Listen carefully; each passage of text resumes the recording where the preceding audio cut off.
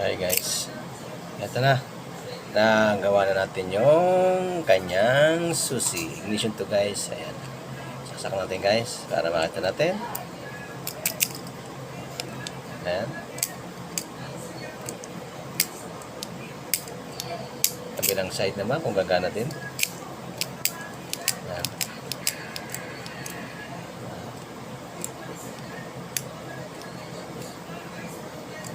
Okay.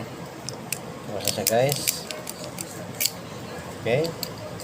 Tinira sa akin ng customer itong susian sa likod. Kasi yung sa ignition at sa driver side sa kabilang side, sa left side noon. Pare-pareho lang siyang susi niyan guys. Isa lang yan.